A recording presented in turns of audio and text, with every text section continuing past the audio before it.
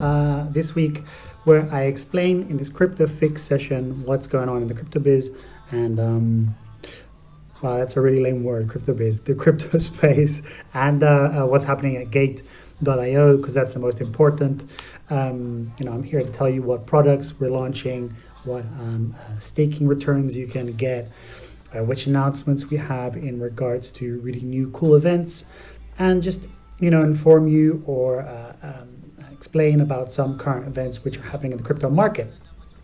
Welcome to the live stream. My name is Patrick Velleman. I'm the community manager for Gate.io. And how about we just get started? So to start off, there's been some really significant news going on. Not really positive news in that sense, but news nonetheless, and there's always stuff happening.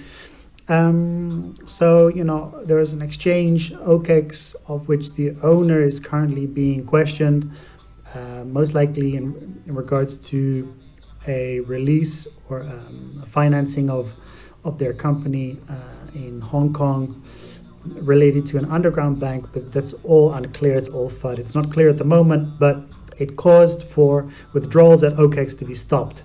So, obviously, if there are no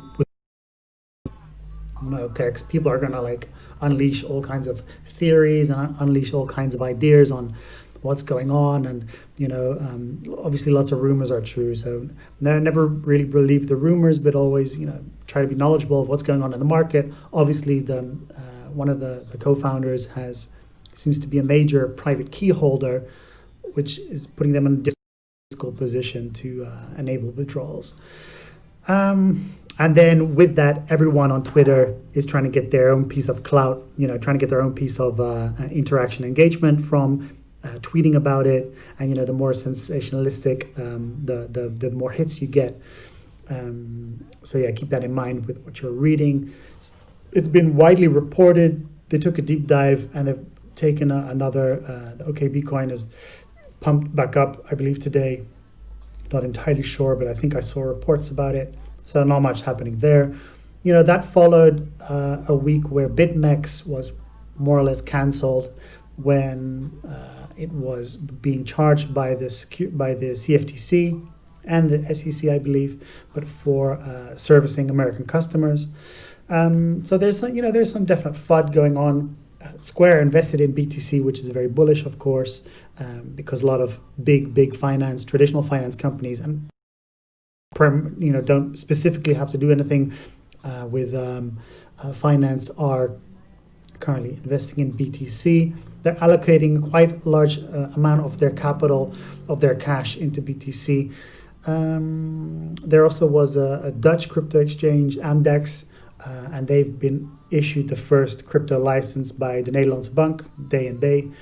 That's the Dutch national the central bank, so to put it. They've issued a license, and that's pretty cool because in Holland there was pretty strict policy on crypto, and they were making it very difficult for crypto entrepreneurs to take part. One sec.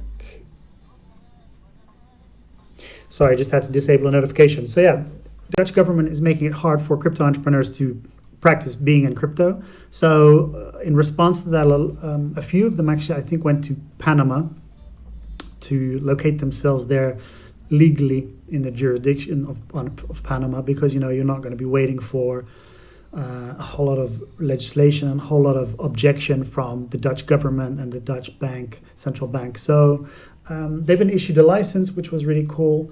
There's been loads of FUD around Filecoin, which was the much anticipated project. I think 2 or 3 years of development after a 200 million ICO. They've been listed on Gate for a very long time. Even Justin Sun reached out and was posting about how he thought it was potentially an exit scam due to the way it was set up and the way that VCs were selling and whatnot. In any case, it's not a very good sentiment for crypto. But if you've been in crypto long enough, you shouldn't really care about it, right? You should focus the most. You should care about it if you're a miner for Filecoin, or if you invested in the IOU specifically. But if not, you should know by now that crypto is an environment where there's a lot of FUD all around. So sorry, no, I can't speak. I can't speak Chinese, not yet. I hope I will be able to speak Chinese someday. I know some words, but I won't pronounce them here. I don't want to embarrass myself for now. But I'll definitely make an attempt to speak Chinese in the future. So yeah, even if Justin Sun had the time and wanted to put in the effort to make any statements about it, that's quite an interesting observation. Significant figure in the business. By now, you know that there's FUD all around and there's FOMO all around. Everyone's pushing their own coin. That's why it's so important to do your own research, because someone might want to be willingly harm a project, based on rumors and based on their intent to talk it down. People are hired to do so. There are whole bots and armies, willing to bring down a coin, a project, or a token. So luckily, there are a lot of legit businesses too, such as Gate.io. Because we score super high on the level of security and trust. I think we score fourth on the trust score by CoinGecko. That's based on a variety of metrics, which put us very high on the list. Generally, there's a very high level of trust. In regards to trading on our exchange, we've had it's been proven that we have 100% real volume, so there's no spoofing, no wash trading at our exchange.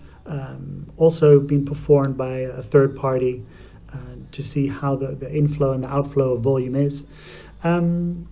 So generally we are working, and building along, trying to build, for the lack of a better word, an ecosystem. There's some really cool stuff coming out soon about our DEX. We intend to enable our users to use swaps to access a large part of tokens, blockchain projects based in the Asian market, which is very exciting. So this will enable you to access all these tokens and coins without having to do any KYC, because there are still a fair majority of people who rather not do KYC. So that's interesting for them. More about that later. And maybe someday soon I'll get to get our other community manager for GateChain on, and maybe we can do a stream together. That would be cool. But obviously I would have to check with him in advance if he would like to do that. So in regards to news about Gate.io and ongoing campaigns and whatnot, I'm just going to write down something which I'm going to mention here, but want to check for myself later. We issued an email on Friday. And that email was about the fact that we have really cool hold and earn projects. Hold and earn is a section at Gate.io where you can stake your coins, stake your tokens, either through lockup or non-lockup. So they're either restricted for a period of 7 days or longer, or they are not. So you can withdraw them at any time. And you can earn a pretty high yield, anywhere between 7 and 15% at the moment. Sometimes it goes up to 60 or 118%. Jug is a DeFi project which recently got listed on Gate.io. Also has a staking section currently at Gate.io, so you can earn like up to 118% annualized percentage. That's a really high yield.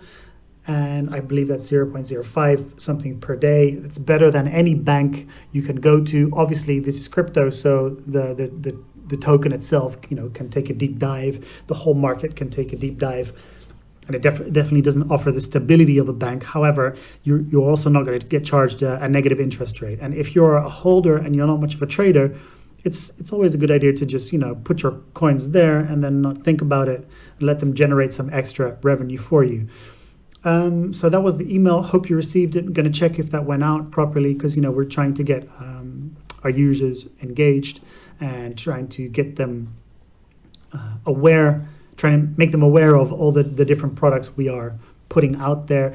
This business, this whole industry changes so fast that sometimes it's hard to keep on top of things and to keep track of what's going on in the market. So I'm going to check that later.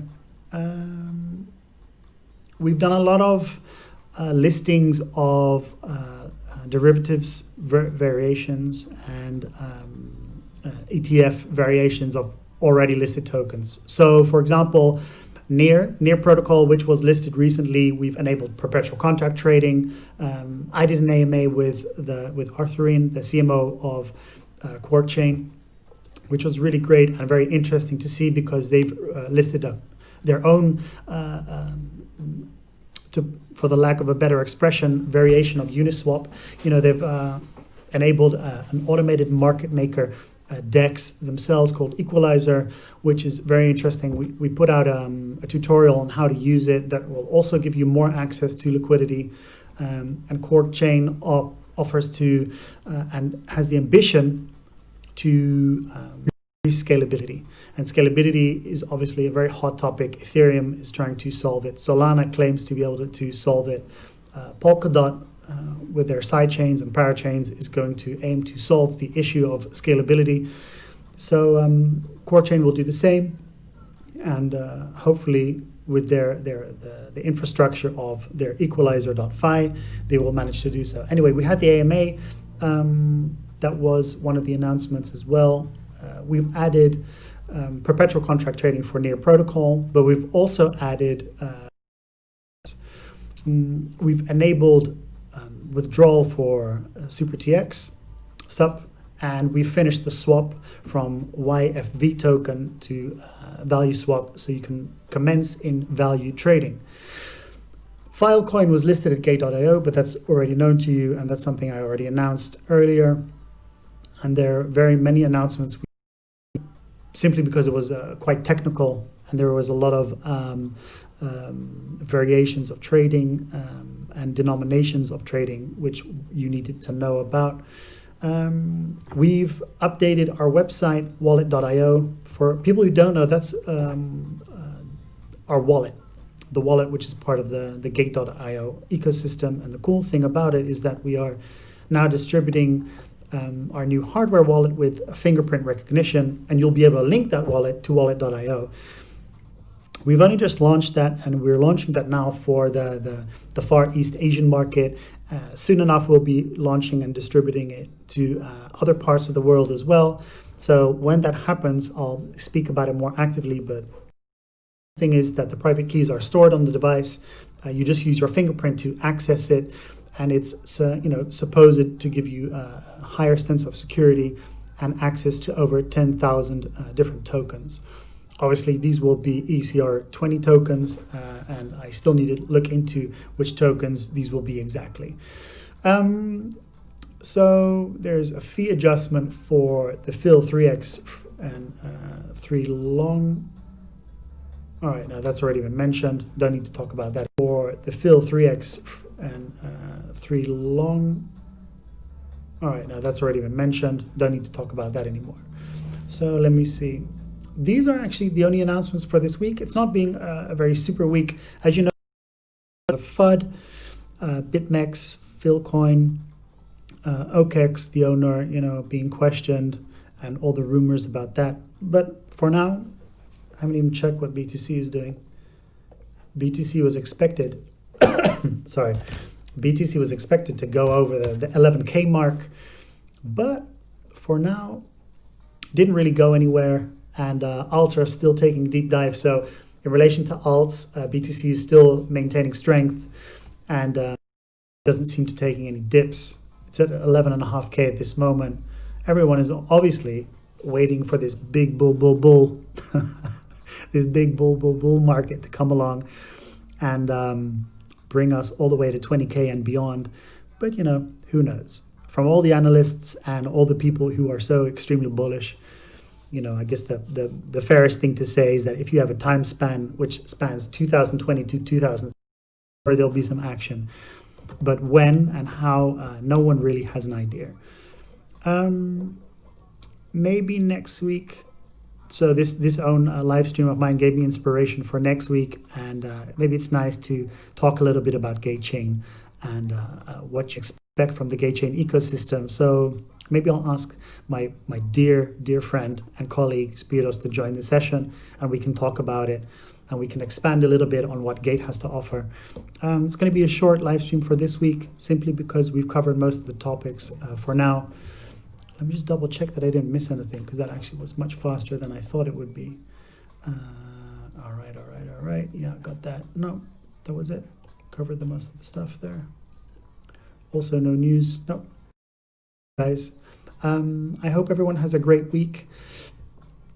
Important announcement, which is, sorry, I just saw. So Silo is a project which has just received all the votes possible to be listed at Gate.io, which is really great. Congrats to the team. They're going to be listed tomorrow. And I'm going to do an AMA on Thursday, where I'm going to talk to their director, CMO, Dorian Johanink. So I'm really looking forward to that, because then we can, discuss more topics. I'm going to see you guys on Thursday, and I hope you all have a really great week. Bye, everyone.